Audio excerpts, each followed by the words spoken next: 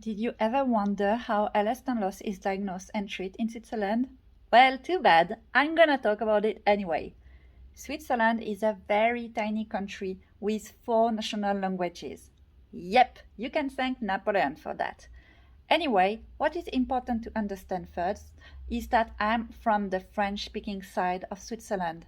And since I don't talk Swiss German, Italian, or Romansh, I have no idea of the situation and if it's the same in their part of the country.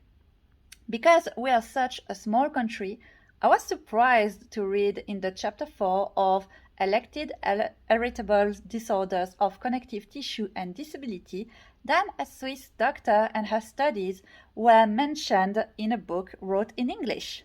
Since then, I've seen several studies made by Swiss doctors about Ehlers-Danlos syndrome, which is really cool for a not very well-known illness.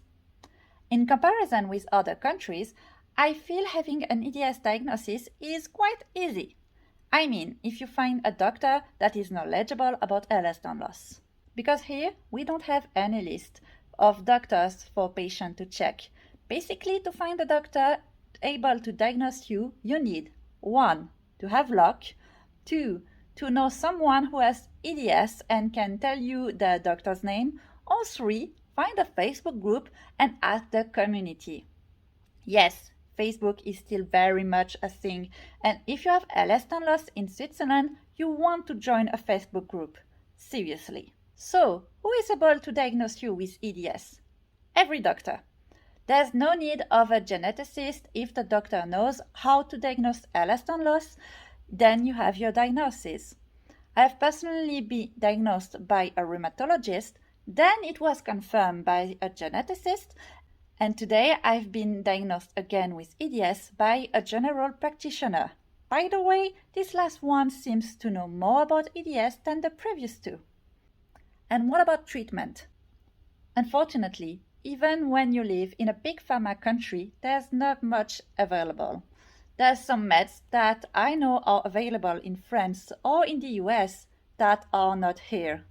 But like everywhere in the world, we treat the symptoms, not the actual illness, because we know there's no cure for that yet. The insurance system is very different than in the US. Here, everyone has to have a basic medical insurance. It's the law. So basic treatments are covered by your insurance.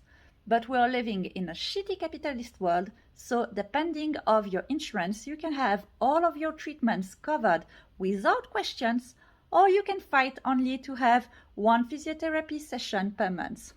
The disability insurance is also very different. I won't explain too much because I don't have the time and I'm not an expert. But Ehlers-Danlos is recognized by the disability insurance.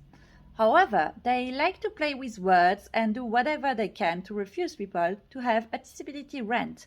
And a lot of EDS patients who can't work see the disability insurance refuse them. My sister and I got lucky, but I believe it is because we were known by the disability insurance since we were kids for our disabilities and the special needs that were covered. About associations, there is one in the Swiss German part who was dying, but now, like a phoenix, is coming back to life. Rumors says that they want to expand to all of the country and include a French section, which I hope will happen because we need that.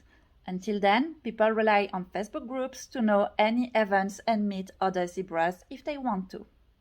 If you have any questions about Ehlers-Danlos in Switzerland, feel free to ask. And until then, lots of spoons. Bye!